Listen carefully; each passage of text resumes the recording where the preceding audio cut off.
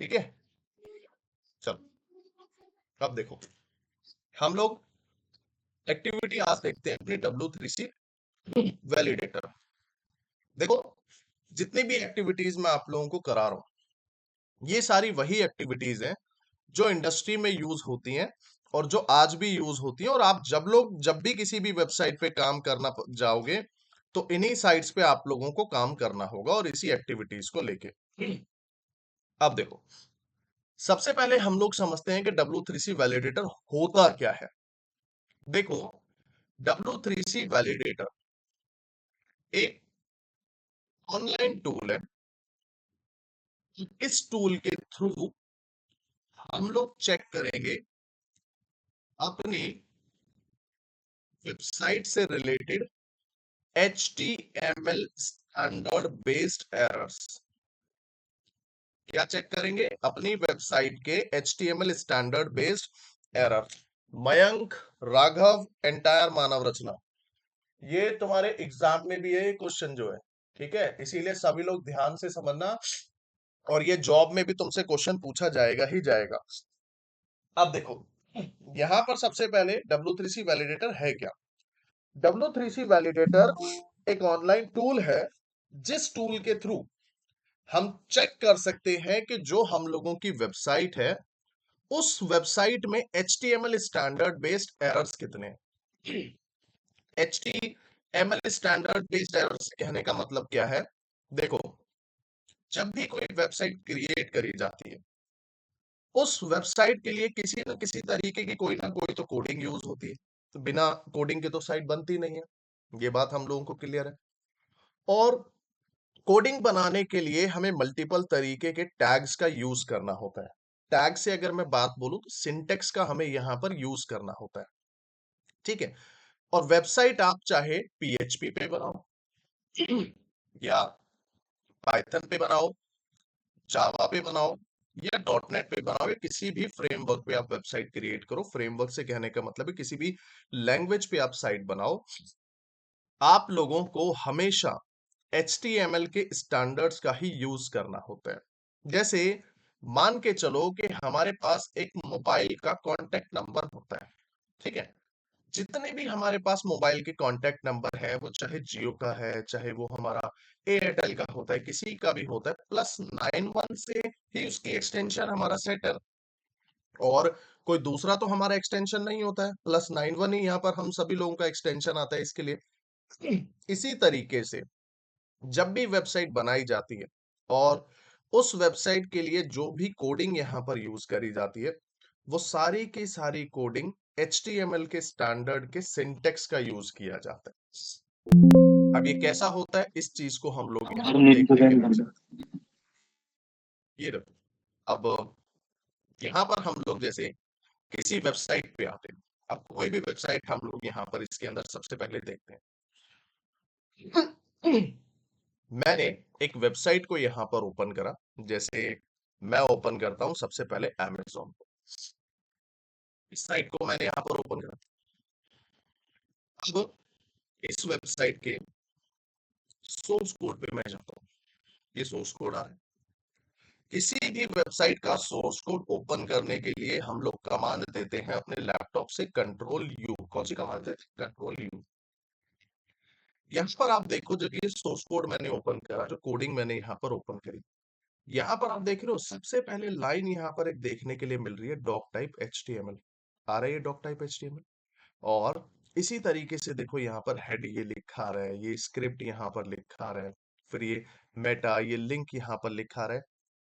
ये सारे हमारे फॉर्मेट होते हैं कोड को लिखने के। तो किसी भी कोड को जब यहाँ पर लिखा जाता है, किसी भी कोड के लिए जो फॉर्मेट्स का यहाँ पर यूज किया जाता है वो सारे HTML के ही यूज होते हैं। इसीलिए इस एक्टिविटी के अंदर हम लोग जो एरर्स यहाँ पर फाइंड करेंगे वो अपनी वेबसाइट के HTML स्टैंडर्ड बेस्ड एरर्स को ही हम लोग यहाँ पर इसमें चेक करेंगे। इसके लिए क्लियर है यहां तक सभी को ये पॉइंट इसमें? अब ये सारे के सारे एरर्स जो है हम इस टूल के थ्रू फाइंड यहां पर कैसे करेंगे, अब इस पॉइंट को हम लोग देखने के लिए चलते हैं। यहां तक ये पॉइंट सभी को क्लियर है या नहीं है ये बताओ पहले में। सर एक बार बता दो वापस। इस एक्टिविटी में हम यहाँ पर फाइंड करते हैं कि जो हमारी वेबसाइट है, उस एंटायर वेबसाइट में HTML के स्टैंडर्ड बेस्ड कितने एरर्स हैं, वो सारा डेटा हमें इस टूल के थ्रू जो है अपना फाइंड यहाँ पर करना है। Just simple. यहाँ तक क्लियर है सभी को ये पॉइंट इसके अंदर? ये बताओ पहले हाँ या ना यहाँ तक। Yes sir. ठीक है। अब इस टूल के थ्रू हम ये सारे के सारे एरर्स जितने भी हैं अपनी वेबसाइट के फाइंड कैसे करेंगे, इस पॉइंट पे हम लोग यहाँ पर चलते हैं इसके अंदर। देखो, इसके लिए आप एक टूल यूज करोगे, दैट इज W3C वैलिडेटर। ये आपने गूगल पे जाके लिखना है। जब यहां पर इस ऑप्शन पे आओगे, गूगल पे W3C वैलिडेटर लिखोगे, ये देखो यहां पर आपको एक ऑप्शन ये लिखने देखने के लिए मिलेगा, W3C मार्कअप वैलिडेशन सर्विस आ रहा है। आप इस टूल पे क्लिक करोगे। इस टूल पे क्लिक करने के बाद कुछ ये विंडो आप लोगों को यहाँ पर देखने के लिए मिलेगी, और यहाँ पर आप लोगों को एक एड्रेस का ऑप्शन ये देखने के लिए मिल रहा है। अब यहाँ पर जो इस ऑप्शन पे आओगे, इस ऑप्शन पे आप लोगों ने वेबसाइट का यूआरएल यहाँ पर इस पे पेस्ट करना है। वो वेबसाइट कोई भी हो सकती है जिस वेबसाइट पे आप एसईओ परफॉर्म करने जा रहे हो। मैं रिपीट कर रहा हूं, जिस वेबसाइट पे आप एसईओ परफॉर्म करने जा रहे हो, उस वेबसाइट का यूआरएल यहां पर आप लोगों को इसके अंदर पेस्ट करना है। अब कैसे? जैसे मान के चलो हम इस वेबसाइट के लिए एसईओ परफॉर्म करने जा रहे थे। ये वेबसाइट आ रही है हमारे पास, सुरजीवन। इस वेबसाइट का यूआरएल ये मैंने कॉपी किया, यहां पर एड्रेस पे आया, और मैंने यहां पर इस यूआरएल को अपना पेस्ट कर दिया। ठीक है। जैसे ही इस पे आपने यूआरएल को पेस्ट करा, यहां पर देखो आपको एक चेक का बटन यहां पर देखने के लिए मिल रहा है। इस ऑप्शन पे आप क्लिक करोगे, और यहां से आपको कुछ एरर्स का डेटा इसके अंदर ये देखने के लिए मिल जाएगा। मिल रहा है ये डेटा? ये जो डेटा यहाँ पर इसमें देखने के लिए मिल रहा है, आप देख रहे हो कितने सारे एरर्स यहाँ पर इसके अंदर ये देता हुआ चल रहा है। ठीक है। ये जितनी भी चीजें यहाँ पर आपको ये देखने के लिए मिलेगी, ये सारे के सारे हमारे HTML स्टैंडर्ड बेस्ड एरर्स है।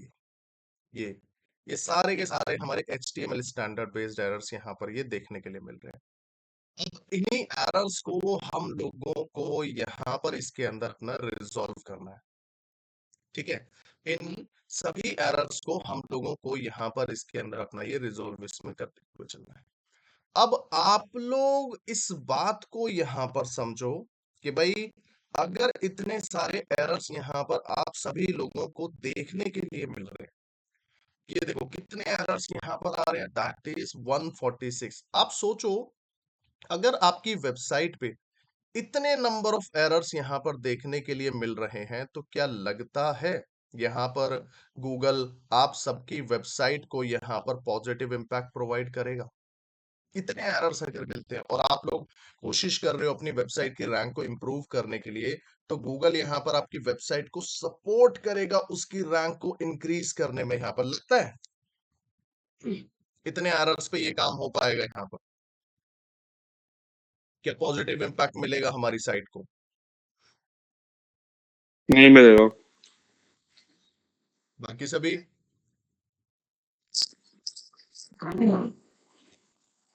अगर किसी वेबसाइट के अंदर huge number of errors available हैं, तो क्या वो वेबसाइट एक अच्छे लेवल पे रैंक कर पाएगी? नहीं करेगी। ठीक है। और इसीलिए ये जितने भी एरर्स का डेटा यहाँ पर आप लोगों को देखने के लिए मिल रहा है ना, इन सभी एरर्स को आप लोगों को रिजॉल्व यहाँ पर ये करना पड़ेगा।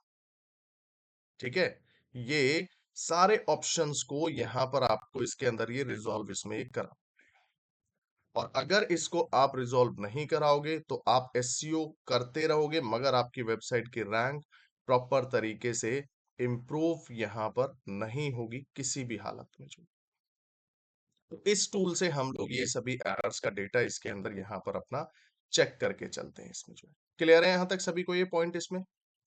तो W3C वैलिडेटर जो है एक ऑनलाइन ही टूल है, एंड इस टूल में हम अपनी वेबसाइट से रिलेटेड इस मेथड के जरिए HTML स्टैंडर्ड बेस्ड एरर्स का डेटा यहाँ पर फाइंड कर सकते हैं इसमें लिए। कोई डाउट यहाँ तक इसमें? चेक कर लोगे सभी लोग इस एक्टिविटी को? Yes sir. ठीक है। अब यहीं पर जब हम लोग आगे जाते हैं, ये तो एक स्टैंडर्ड हम लोगों ने देखा ये सारे एरर्स को यहाँ पर इसके अंदर चेक करने के लिए। अब एक सवाल यहाँ पर आता है कि ये जो एरर्स थे हम लोगों के, जो W3C के थ्रू हम लोगों ने ये एरर्स जो यहाँ पर इसके अंदर फाइंड करी, ये हमने फाइंड करी क्यों है भाई? इसके पीछे का रीजन क्या है? आप इंटरव्यू में जाते हो, आपसे पूछा जाता है व्हाट इज W3C वैलिडेटर, आप बता दोगे भाई W3C वैलिडेटर एक ऑनलाइन टूल है जिसके थ्रू हम HTML standard based errors check कर सकते हैं। ठीक है, आप ये चीज इसमें बता दोगे। अब वहीं पर क्वेश्चन यहां पर आएगा कि क्यों इस टूल के जरिए हम लोग इन सभी एरर्स को फाइंड यहां पर कर रहे हैं, है ना? इनके पीछे एक रीजन यहां पर क्या आता है कि इस एरर्स को हमें यहां पर फाइंड करना है। देखो, जितने भी हमारे सर्च इंजन है, सर्च इंजन से कहने का मतलब जैसे हमारा गूगल एक सर्च इंजन है ना? ये सभी सर्च इंजन HTML के स्टैंडर्ड को फॉलो करते हैं। क्या करते हैं? ये सभी HTML के स्टैंडर्ड को फॉलो यहां पर करते हैं। इसीलिए हम लोग अपनी वेबसाइट के सारे HTML स्टैंडर्ड बेस्ड एरर्स का फाइंड करते हैं डेटा, एंड उनको फिर हमें रिजॉल्व यहां पर कराना है, ताकि एक मेरी पूरी वेबसाइट को पॉजिटिव इंपैक्ट यहां पर इसके अंदर ये मिले। इसमें जो है क्लियर है ये पॉइंट यहां तक जो है? Because search engine follows the HTML standard, इसीलिए हम लोग इस टूल के जरिए ये सारे के सारे एरर्स का डेटा अपना फाइंड करते हैं, एंड इसी के बेसिस पे फिर हम लोग अपनी साइट की रैंकिंग को और अच्छे लेवल पे इंप्रूव यहां पर कराते हैं इसे। ठीक है ना? तो ये फंडामेंटल यहां पर इसके अंदर फॉलो किया जाता है इसमें। कोई डाउट है यहां तक सभी को इसमें? क्लियर यहां तक?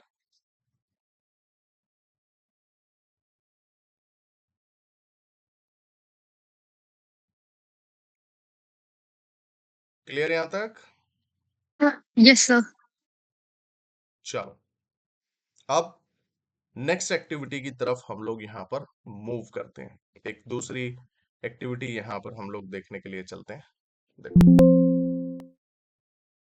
अब यहीं पर जैसे ये एक्टिविटी हम लोगों ने यहाँ पर इसके अंदर अपनी परफॉर्म करी। अब नेक्स्ट एक्टिविटी,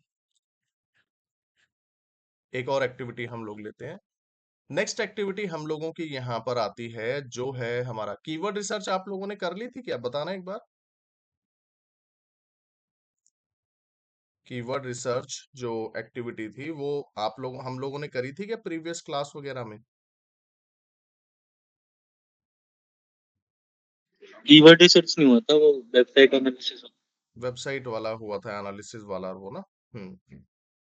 देखो, अब हम यहाँ पर एक नेक्स्ट एक्टिविटी इसमें अपनी देखने के लिए चलते हैं, जो आती है मेरी ब्रोकन लिंक्स। इसको हम देखते हैं, ब्रोकन लिंक्स। और ये जितनी भी एक्टिविटी अभी हम पढ़ रहे हैं, ये सारी की सारी हमारी ऑन पेज की एक्टिविटीज है।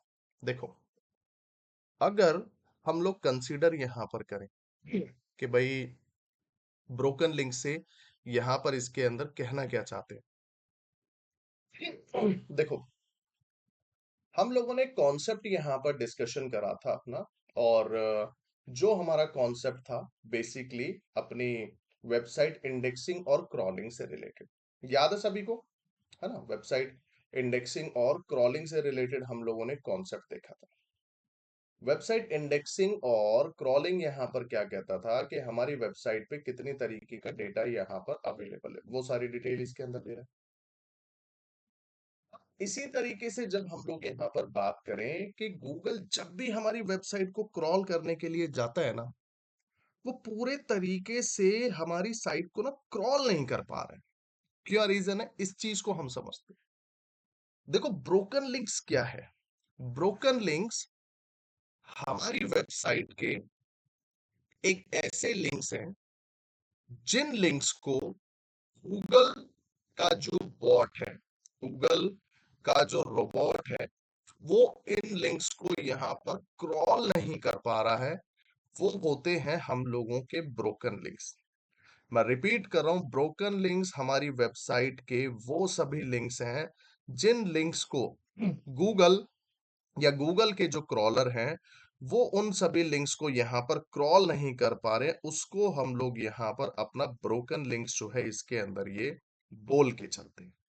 ठीक है, आप लोगों को इस एक्टिविटी में यही फाइंड करना है कि मेरी वेबसाइट के ऐसे कौन कौन से लिंक्स हैं, मेरी वेबसाइट के ऐसे कौन कौन से पेजेस हैं जिन पेजेस के लिंक्स को क्रॉलर जो है यहाँ पर क्रॉल नहीं कर पा रहा है। वो जब भी उस लिंक को क्रॉल करने के लिए ट्राई तो करता है मगर हर बार वो फेल वहां पर हो रहा है।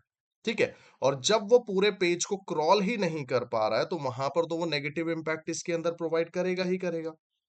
तो ब्रोकन लिंक्स में हमें यही डेटा देखना है कि मेरी वेबसाइट के जितने भी पेजेस हैं उन सभी पेजेस में से ऐसा कौन से पेज के लिंक हैं, यूआरएल हैं जो क्रॉलेबल नहीं है, जिनको सही तरीके से क्रॉलर जो है यहाँ पर क्रॉल नहीं कर पा रहा है, वो हमारे ब्रोकन लिंक्स होते हैं इसके अंदर। ठीक है, अब ये डेटा हम लोग यहाँ पर चेक कैसे करेंगे, किस तरीके से ये डेटा हम लोग यहाँ पर इसके अंदर एनालिसिस करेंगे, इस डेटा को हम लोग यहाँ पर देखने के लिए चलते। देखो, इसको देखने के लिए आप लोग एक टूल का यूज करोगे, जो टूल आता है हमारा W3C ब्रोकन लिंक चेकर। ये टूल हम लोगों ने देखा था W3C वैलिडेटर। इसी तरीके से यहां पर हम लोगों का दूसरा टूल आता है, that is W3C broken link checker. इस टूल को हम लोग यहां पर इसके अंदर चेक करेंगे। ये मैंने यहां पर मेंशन करा W3C ब्रोकन लिंक चेकर। ये जो ऑप्शन आ रहा है W3C फर्स्ट वाला जो ऑप्शन आ रहा है, आप इस ऑप्शन पे जाओगे। इस ऑप्शन पर जाने के बाद कुछ इस तरीके की विंडो यहां पर मिलेगी एंड यहीं पर आप अपनी वेबसाइट का यूआरएल डाल दोगे। जैसे हम लोगों ने अभी सुरजीवन वेबसाइट का यूआरएल डाला था, इसी यूआरएल को मैंने कॉपी करना है और यहां मैंने इसको पेस्ट करा। ठीक है, और यहां से मैं इसको अपना चेक कर दूंगा।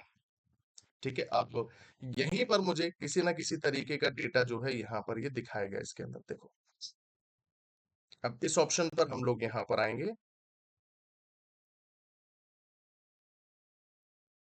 ये देखो, अब यहाँ पर ये डेटा इसके अंदर चेक करना स्टार्ट करेगा। देख रहे हो, ये जो डेटा यहाँ पर आ रहा है, यहाँ पर अब इसके अंदर करेगा क्या कि स्टेटस देखेगा, जितने भी पेजेस हैं उन सभी पेजेस को यहाँ पर ये क्रॉल करेगा, ये जो टूल है। और क्रॉल करने के बाद यहाँ से फिर ये डेटा हम लोगों को पूरा जो है इसके अंदर ये प्रोवाइड।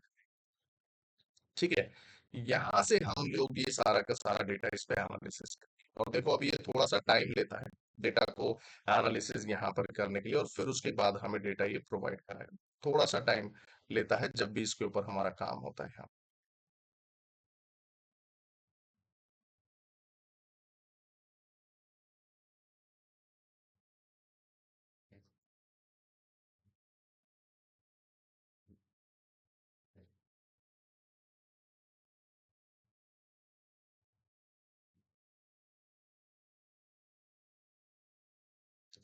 पूरा डेटा यहाँ पर ये फेच करके देगा हमें। और ये टाइम जो लेता है वेबसाइट टू वेबसाइट वेरी करेगा। किसी वेबसाइट में होता है कि जल्दी डेटा वहां पर दे देगा, किसी वेबसाइट में होता है थोड़ा सा टाइम लगाता है। वो डिपेंड करता है वेबसाइट के अंदर नंबर ऑफ पेजेस कितने, तो उसके बेसिस पे ये सारी चीजों को इसके अंदर एनालिसिस करता है। देखो, थोड़ा सा टाइम लेगा और उसके बेसिस पे हमें सारा डेटा दे देगा यहाँ।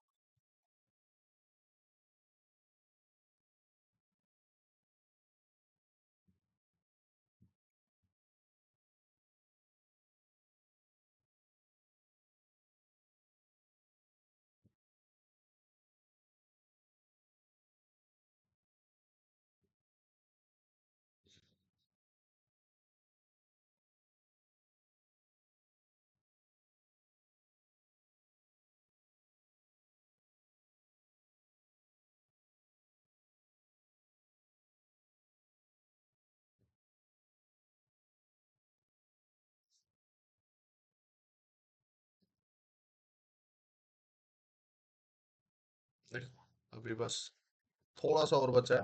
होने जा रहा है।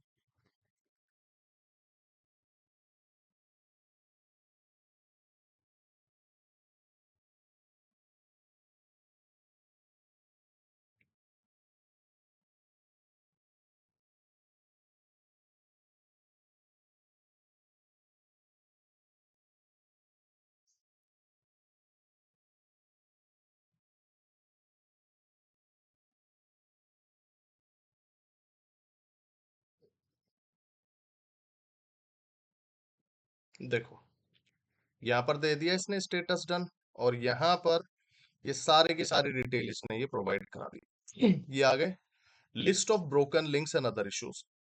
ये सारा का सारा डेटा यहाँ पर हम लोगों को मिल गया। और इसके बाद देखो, ये सारे वो लिंक्स हैं मेरी वेबसाइट के जो लिंक्स नॉन क्रॉलेबल है यहाँ पर, मतलब ऐसे लिंक जिनको क्रॉल नहीं कर पा रहा। अब ये लिंक हम देख क्यों रहे हैं, देखो इस बात को समझो। तो सबसे पहले तो एक बात समझो कि आप लोग एज अ एसईओ पर्सन यहाँ पर काम कर रहे हो, और एज एसईओ पर्सन जो होता है ना, वो हमेशा इन सभी एरर्स का डेटा फाइंड करता है। इस एरर को रिजॉल्व करने की जिम्मेदारी, इस एरर को रिजॉल्व करने की रिस्पॉन्सिबिलिटी कभी भी आप लोगों की नहीं होती है। ठीक है, इन सभी एरर्स को जो रिजॉल्व करेगा, जो यहाँ पर इन सभी एरर्स को पूरा यहाँ पर ठीक करेगा, वो डेवलपर यहाँ पर करता है। ठीक है, तो आप लोग हमेशा इन सभी एरर्स का डेटा यहाँ पर एनालिसिस करोगे और उसको फाइंड करोगे, और इसको आप लोगों को एक रिपोर्ट के अंदर ये सेटअप आप लोगों ने ये करना। समझे इस बात को? ये एरर्स को रिजॉल्व करने की जिम्मेदारी कभी भी आपकी नहीं होती, इस बात को ध्यान रखना है हमेशा। जो अब ये जो एरर्स हम लोगों ने यहाँ पर देखे हैं, ये सारे के सारे वो एरर्स यहाँ पर हम लोगों को देखने के लिए मिल रहे हैं कि जिन एरर्स की वजह से मेरी वेबसाइट जो है पूरे तरीके से यहाँ पर नेगेटिव इम्पैक्ट इसके अंदर प्रोवाइड करा रही है। अब इतना ज्यादा अगर नेगेटिव इम्पैक्ट यहाँ पर इसके अंदर हमें मिलेगा, तो सोचो हमारी वेबसाइट के यहाँ पर पूरे तरीके से रैंक करेगी? बिल्कुल भी यहाँ पर रैंक नहीं करने वाली। इसीलिए ये जितनी भी एरर्स यहाँ पर देख रहे हो, ये हर वेबसाइट टू वेबसाइट वेरी करेंगे। हो सकता है कि किसी वेबसाइट में ये नंबर ऑफ एरर्स हमें यहाँ पर कम मिले, हो सकता है किसी वेबसाइट में नंबर ऑफ एरर्स हमें ज्यादा मिले, मगर ये सारे के सारे एरर्स आप लोगों को फाइंड यहाँ पर इसके अंदर ये करने ही करने होंगे जब भी आप काम करोगे इसमें। ठीक है, मेन ऑब्जेक्टिव इन एरर्स को फाइंड करने का मतलब सिर्फ और सिर्फ हमें अपनी वेबसाइट की रैंक को इंप्रूव कराना है, दैट्स इट। और कोई ऑब्जेक्टिव यहाँ पर नहीं है। यहाँ तक क्लियर है सभी को इसमें? ये बताओ फटाफट। Yes, sir. बाकी सभी को क्लियर है? राघव, खुशबू, निधि, सभी लोगों को, मयंक? Yes, sir. ठीक है, अब आप लोग करो क्या, ये जो एरर्स यहाँ पर हमने फाइंड करे ना, अब फटाफट एक वेबसाइट लो और उसके ऊपर ये चीज को यहाँ पर चेक करो। इसी दोनों एक्टिविटी को ट्राई करो इसमें।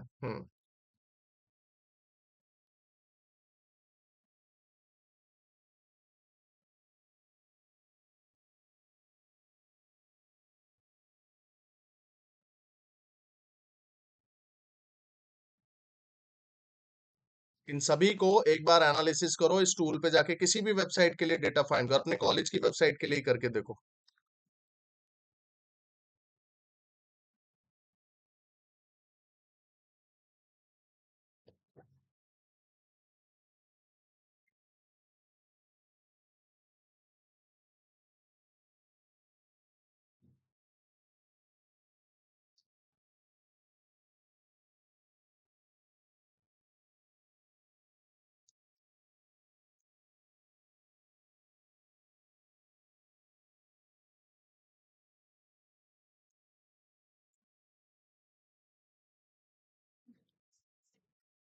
फटाफट देखो, कर पा रहे हो नहीं कर पा रहे हो, कोई चैलेंज आ रहा है इस एक्टिविटी में? देखो, जो दोनों एक्टिविटीज अभी करी हैं हमने।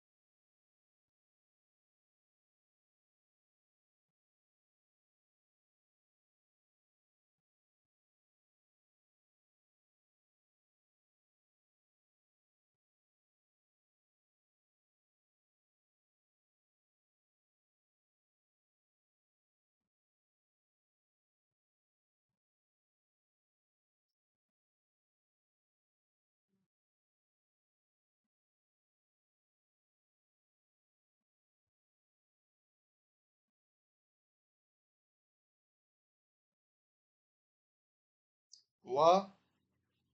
चेक किया?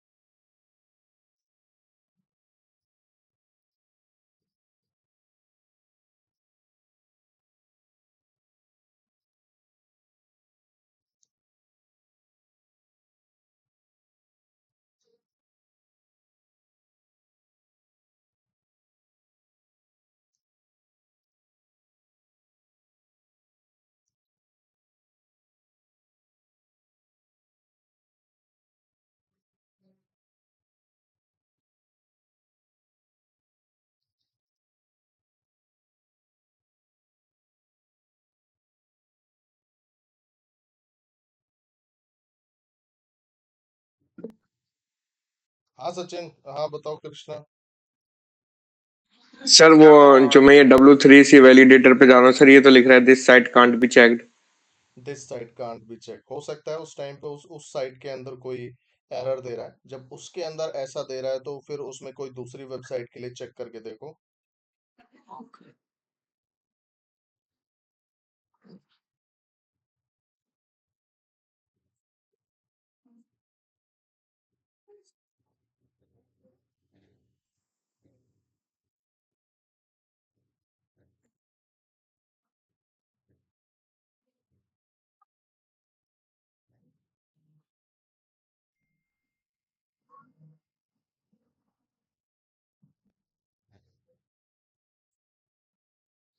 देख लिए दोनों। मिल गया? Yes sir. बाकी सभी ने देखा?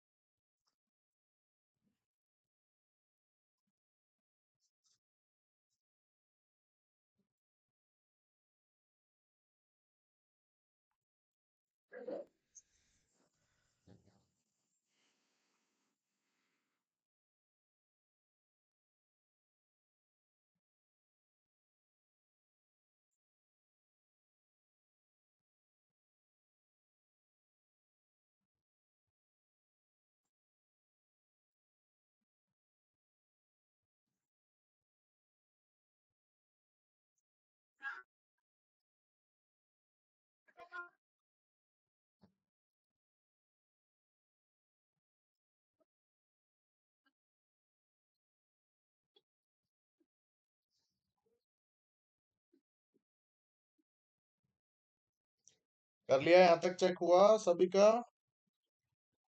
Yes, sir. मिल गया डेटा? Yes sir. सर ये ब्रोकन लिंक में टाइम लगता है क्या बहुत? हाँ, टाइम लेता है थोड़ा सा कभी कभी।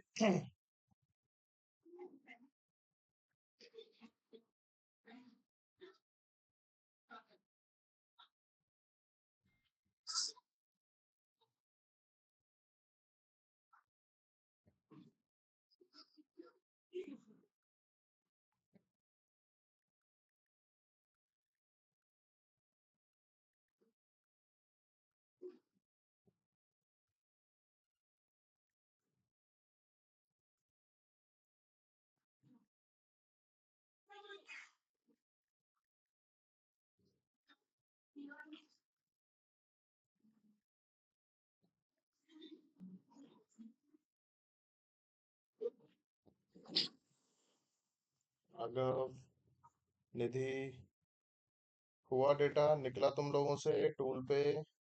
खुशबू हुआ दोनों टूल के ऊपर डेटा? Yes, sir. मिल गया दोनों टूल पे डेटा? सर ये जो ब्रोकन लिंक में ये इतनी सारी वो दिखा रहा है यूआरएल, ये सब ब्रोकन है सर, ये हाँ, क्रोल ये नहीं कर सारे रही है सारे। हाँ ये सारे वो लिंक्स हैं जिन लिंक्स को गूगल हमारी वेबसाइट पे क्रॉल नहीं कर पा रहा है पूरे तरीके से। ये सारे वो लिंक्स का डेटा है हमारा, और इन्हीं लिंक्स के डेटा को हम लोगों को रिजॉल्व यहाँ पर ये कराना, ठीक है ना?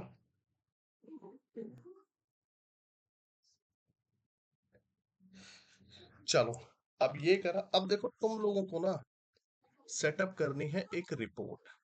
क्या सेटअप करनी है? एक रिपोर्ट तुम लोगों को बनानी होगी। भाई तुम लोग एरर्स फाइंड आउट कर रहे हो, तो सारी चीजें यहाँ पर निकाल रहे हो, तो एक रिपोर्ट तो शेयर करो। रिपोर्ट किसके साथ? अपने क्लाइंट के साथ, अपने सीनियर के साथ जो होंगे, वो रिपोर्ट आप लोगों को शेयर करने की, और उसी रिपोर्ट के बेसिस पे इस चीज का रिप्रेजेंटेशन आप पूरे तरीके से कर पाओगे कि जो हम लोगों की वेबसाइट है, ठीक है, वो वेबसाइट में कितने एरर्स हैं पूरे, और उन्हीं के बेसिस पे आपको प्रायोरिटी यहाँ पर मिलेगी। प्रायोरिटी से कहने का मतलब ये देखो, आप लोगों ने अपने क्लाइंट को बोला कि भाई आपकी वेबसाइट के अंदर ह्यूज नंबर ऑफ एरर्स जो है यहाँ पर ये अवेलेबल है, ठीक है, ह्यूज नंबर ऑफ एरर्स जो है यहाँ पर अवेलेबल है। तो आप एक रिपोर्ट सेटअप करोगे, और उस रिपोर्ट के अंदर ये सारी की सारी डिटेल्स को आप इसमें ऐड करोगे, और फिर ये रिपोर्ट जो है आपको यहाँ पर ये सबमिट करनी पड़ेगी अपने क्लाइंट को या मैनेजर को, तब यहाँ पर पूरा काम इसके ऊपर करेगा। अब रिपोर्ट कैसे बनानी है ये देखो, मान के चलो ये एक कोई वर्ड की फाइल, ठीक है, ये हम लोग कंसिडर करते हैं वर्ड की फाइल है। यहाँ पर टॉप में आप मेंशन कर दो हमेशा वेबसाइट का नेम, क्या वेबसाइट का नेम है, और उसके होम पेज का यूआरएल, ये यूआरएल यहाँ पर मेंशन कर दो, ठीक है।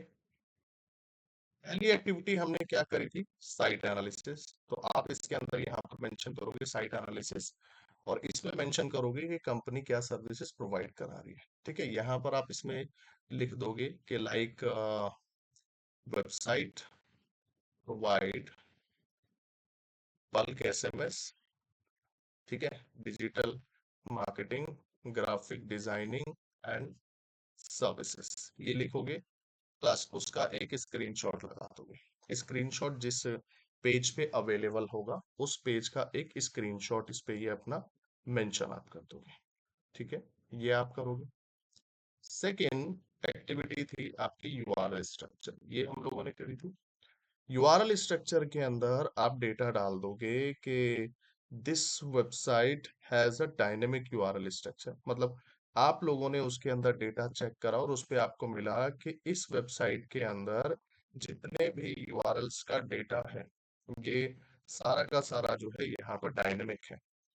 तो डायनेमिक है तो वहां पर आप जो डायनेमिक यूआरएल दिख रहा है आप उसका स्क्रीनशॉट डालोगे, नोट करके उसमें मेंशन कर दोगे kindly convert this dynamic URL structure into static URL structure, ठीक है। आप ये इसके अंदर यहाँ पर ये अपना इस पे मेंशन कर दोगे, ये चीज इसके अंदर आएगी, ठीक है। तो ऐसे ही जितनी भी एक्टिविटीज हम लोग परफॉर्म कर रहे हैं, अब जैसे हमने W3C वैलिडेटर को देखा था, तो आप इसके अंदर W3C वैलिडेटर में करोगे क्या, वहां पर जो स्क्रीनशॉट आ रहा है जहां पर हमने यूआरएल मेंशन करा उसका जो रिजल्ट आए बीच में उनका, इन सारी चीजों का डेटा जो है उसके ऊपर तुम ये मेंशन कर दोगे, ठीक है। कौन से? ये वाले स्क्रीनशॉट, ये जो स्क्रीनशॉट यहाँ पर आ रहे हैं ना हमारे, ये जैसे इस पे हम लोग हमेशा एक स्टार्टिंग जिसमें ये डिफाइन कर रहा है कि कौन सा यूआरएल है, और फिर ये बीच में से रैंडम डेटा, ये डेटा इसके ऊपर मेंशन करोगे। और अगर एरर्स के नंबर यहाँ पर बहुत ज्यादा है तो आप उसके अंदर मेंशन करोगे कि there are huge number of errors are available, need to update them, need to resolve them, ये डिटेल आप उसके ऊपर यहाँ पर अपना मेंशन करते हुए चलोगे। इसमें क्लियर है यहाँ तक? इस फॉर्मेट में आपने एक रिपोर्ट सेटअप करनी है, धीरे धीरे अभी बनाओगे, एक्सपर्टीज इतनी जल्दी नहीं आएगी, धीरे धीरे पहले रिपोर्ट बनानी यहाँ पर आप लोगों ने स्टार्ट करनी है, ठीक है ना। हाँ कृष्णा बताओ क्या क्वेरी है? सर इसमें हम अपने सजेशंस भी लिख सकते हैं क्या, बिल्कुल इम्प्रूवमेंट लिखने की कैसे? हाँ सजेशंस उसमें बिल्कुल लिखने कि भाई जैसे यूआरएल स्ट्रक्चर में गए डायनेमिक थे कि भाई all URL structures are dynamic kindly convert them into static, ठीक है, because it impact on a website ranking. तो इस तरीके से जो भी तुम्हें स्टेटस लगते हैं वो सारी चीजें उसके ऊपर ये मेंशन उस पे कर सकते हो, ठीक है ना। हम्म तो ये एक रिपोर्टिंग भी तुम लोगों को इसके ऊपर अपनी ये सेटअप इस पे ये करनी है, तो तब जाके आपकी जो वेबसाइट की रिपोर्ट है ये पूरी सेटअप, और ये तो अभी 2-3 की है, और ये जब हम बनानी स्टार्ट करेंगे ना तो बहुत बड़ी रिपोर्ट ये हम लोगों की बनेगी पूरी जो है इसके लिए, ठीक है ना। हाँ सर आप पे एग्जांपल है क्या, मतलब कुछ पढ़ा है क्या इस टाइप का? हाँ मैं दिखाता हूँ, मैं तुम्हें शेयर कर दूंगा ग्रुप में एक एग्जाम्पल जो है, तुम उस तरीके से उस चीज को करा सकते हो पूरा जो है ना उसके लिए। हम्म ठीक है ना। हम्म यहाँ तक क्लियर ये चीज सभी को। Yes sir. चल ये हम लोगों का यहाँ पर इसके अंदर ये चीजें आती है इसमें। अब देखो ये डेटा हम लोगों ने यहाँ पर देखा, अब आगे की एक्टिविटी की तरफ हम लोग मूव करते हैं। अब जैसे ये हम लोगों ने एक्टिविटी यहाँ पर ये परफॉर्म करी, अब हम नेक्स्ट एक्टिविटी पे चलते हैं यहाँ पर जो है इसके अंदर। देखो अब एक और एक्टिविटी हमारे पास आती है जिस एक्टिविटी का नाम है यहाँ पर, एक मिनट यार,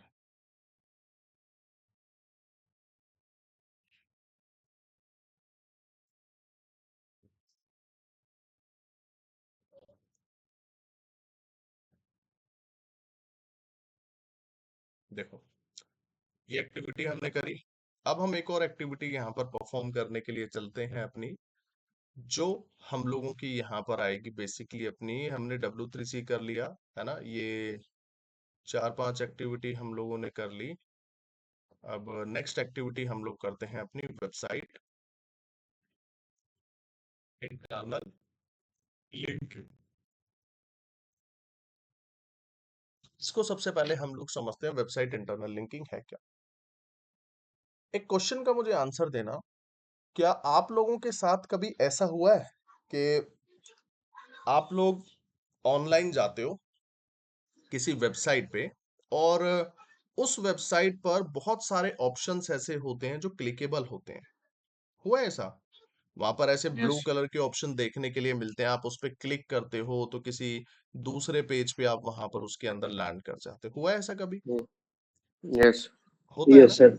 आप दूसरे पेजेस पे वहां पर उसके अंदर लैंड कर जाते हो। वो जो ऑप्शन वहां पर हमारा क्लिकेबल होता है वेबसाइट पे, वो क्लिकेबल होता कैसे है, ये सबसे बड़ा सवाल आता है। जो वो क्लिकेबल एलिमेंट वहां पर होता है ना, उसके पीछे जो सबसे बड़ा रीजन है वो है हमारी वेबसाइट इंटरनल लिंकिंग। वो ऑप्शन वेबसाइट इंटरनल लिंकिंग के थ्रू ही एग्जीक्यूट होता है, अदरवाइज वो चीजें वहां पर सेटअप उसमें नहीं हो सकती, ठीक है। वेबसाइट इंटरनल लिंक क्या है? वेबसाइट इंटरनल लिंकिंग में हम इस चीज को चेक करते हैं कि जो मेरी वेबसाइट है, मेरी वेबसाइट के अंदर जितने भी पेजेस हैं उन सभी पेजेस के अंदर total number of internal linking यहाँ पर कितनी है, या हम लोग इसको बोले इसमें ये हाइपर लिंकिंग यहाँ पर कितनी है, ये हमें वेबसाइट इंटरनल लिंकिंग में चेक करनी है। हाइपर लिंकिंग और इंटरनल लिंकिंग से कहने का मतलब क्या है? ऐसे ऑप्शंस मेरी वेबसाइट में जिन पे यूजर जाकर क्लिक करे तो वो यूजर किसी दूसरे पेज पे जो लैंड करता है उसी को हम हाइपर लिंकिंग यहां पर बोल के चलते हैं। एग्जाम्पल विकिपीडिया, आपने देखा होगा जब आप विकिपीडिया जैसी वेबसाइट पे विजिट करते हो और वहां पर बहुत सारे ऑप्शंस आपको ब्लू कलर में देखने के लिए मिलते हैं, और जैसे ही आप उस ब्लू कलर पे क्लिक करते हो तो आप किसी न किसी दूसरे पेज पे यहाँ पर उस पे लैंड कर जाते हो, है ना। वही ऑप्शंस को हम लोग हाइपर लिंकिंग यहाँ पर बोल के चलते हैं। अब ये हाइपर लिंकिंग यहाँ पर हेल्प क्या करती है, कंसिडर करो ये मेरी एक वेबसाइट है, ठीक है। अब ये जो मेरी वेबसाइट है ना, इस वेबसाइट पे एक ये ऑप्शन, ये ऑप्शन, ये ऑप्शन, ये सारे ऑप्शंस पे हाइपर लिंकिंग थी। मतलब हाइपर लिंकिंग से कहने का मतलब है ये सारे वो ऑप्शंस थे कि जब भी मेरी वेबसाइट पे कोई आएगा और इन ऑप्शंस पे अगर वो क्लिक करेगा ना तो वो किसी दूसरे पेज पे यहाँ पर इसके अंदर वो लैंड कर जाएगा। अब सबसे पहले ये हेल्प जो करती है, एक तो ये मेरी वेबसाइट की क्रॉलिंग को इम्प्रूव करने में ये हेल्प करता है। किसको?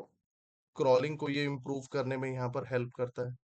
दूसरा, क्रॉलिंग के साथ में जो मेरी वेबसाइट पे कस्टमर आते हैं, उन कस्टमर्स को भी ये रीडायरेक्ट करने में हेल्प करता है। रीडायरेक्शन से क्या है कि यूजर आता है, वो एक पेज पे क्लिक करके किसी दूसरे पेज पर भी इजीली भी वो लैंड कर जाता है।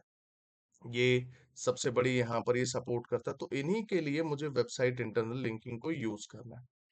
अब जैसे क्रॉलर मेरी वेबसाइट पे आया, अब मेरी वेबसाइट पे जैसे इस ऑप्शन पे जाएगा, इस ऑप्शन पे जिस पेज का लिंक होगा वो उस पेज पे यहाँ पर लैंड कर जाएगा।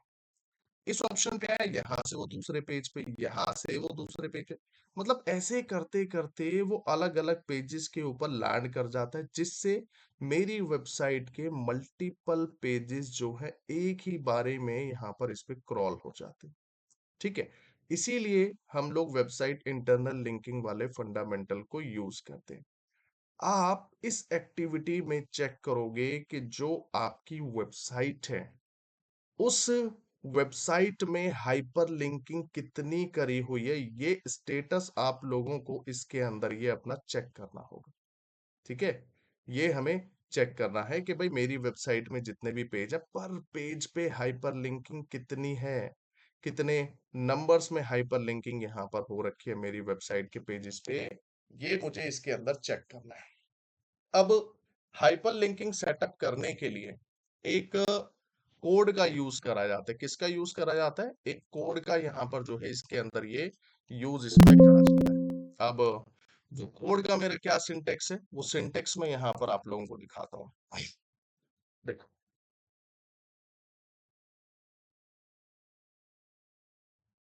उस कोड का जो मेरा सिंटेक्स होता है ना हाइपर लिंकिंग का, जो फॉर्मेट होता है, वो है मेरा less than arrow A space href equals to inverted comma blank space inverted comma फिर ब्लैंक स्पेस स्लैश ए। ये होता है मेरा हाइपर लिंकिंग इंटरनल लिंकिंग के टैग का सिंटेक्स, और इसको हम लोग बोल के चलते हैं, इस टैग को एंकर टैग। क्या बोलते हैं? एंकर टैग, इसको हम लोग यहाँ पर बोलते हैं। अब मान के चलो कि आपकी जो वेबसाइट है, ठीक है भाई, हम लोग कंसीडर करते हैं जो आपकी यहाँ पर अपनी वेबसाइट है, जैसे ये मेरी वेबसाइट थी।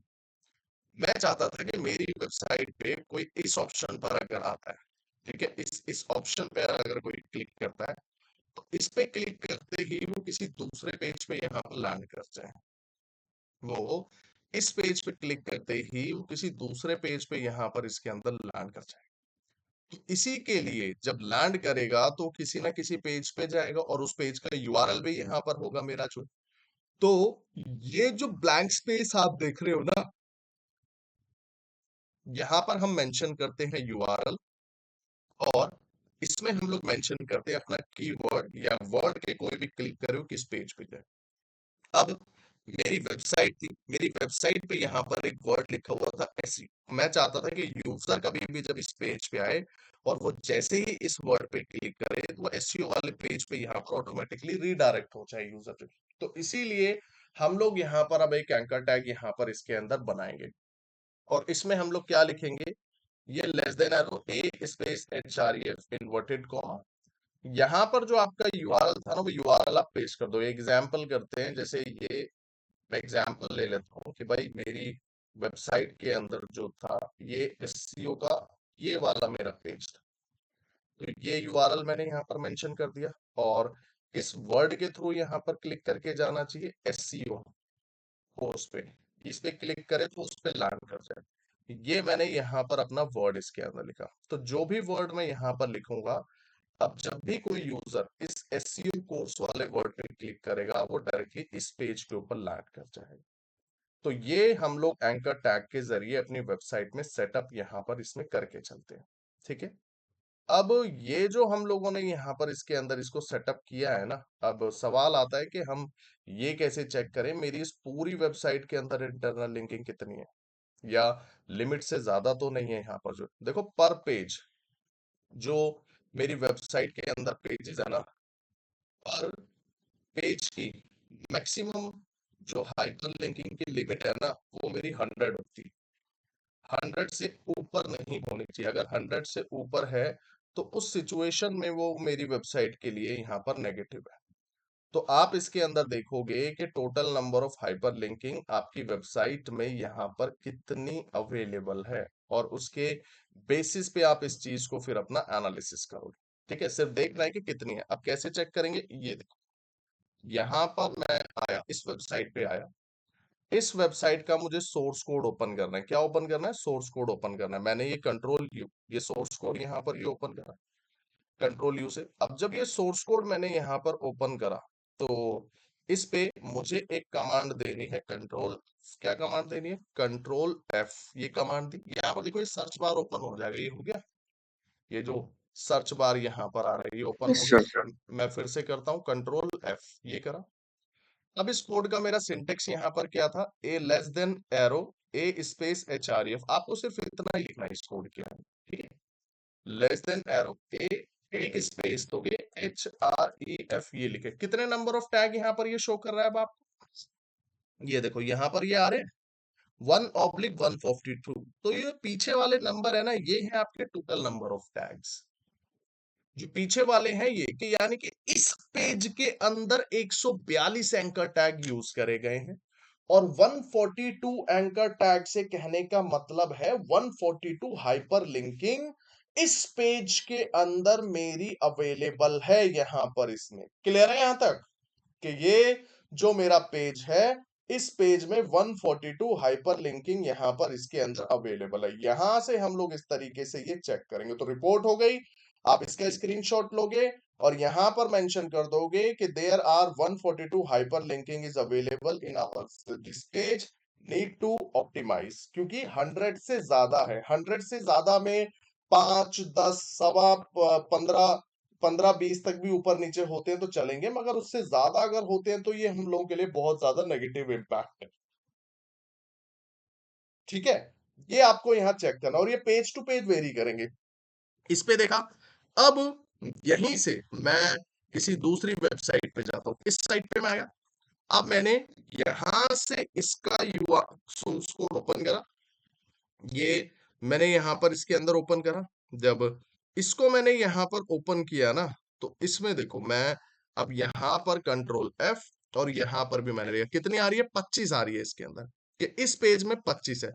ये चीज आप लोगों को यहां पर इसके अंदर ये इस पे चेक यहां पर करना है कि जो आपकी वेबसाइट है उस वेबसाइट पर कितनी हाइपर लिंकिंग जो है यहां पर इस पे ये अवेलेबल है इसके अंदर। ये क्लियर है यहां तक सभी को? सर इससे मतलब पता क्या चलता है बट? हाइपर लिंकिंग जो है, जो हम लोग हाइपर लिंकिंग करते हैं, जो क्लिकेबल ऑप्शन होते हैं ना मेरी वेबसाइट में, ये लिमिट से यस ज्यादा सर। नहीं होनी चाहिए। ठीक है ना? क्लिकेबल एलिमेंट के लिए गूगल ने बोला हुआ है कि आप इनको कर सकते हो, मगर हद से ज्यादा ही जब इसमें ऐड कर दोगे तो यहाँ पर आपकी साइट के लिए फिर ये नुकसान है इसके अंदर जो है। तो हमें सर ये इसी को गूगल ही ने चेक कितना करना है। बताया कि मिनिमम हमें 100 इतना रखना चाहिए? 100 100 100 100 तक हम लोगों को कर लेना चाहिए, मगर 100 से ऊपर फिर यहाँ पर ये नुकसान है हम लोगों के लिए जो है। हाँ, ठीक है।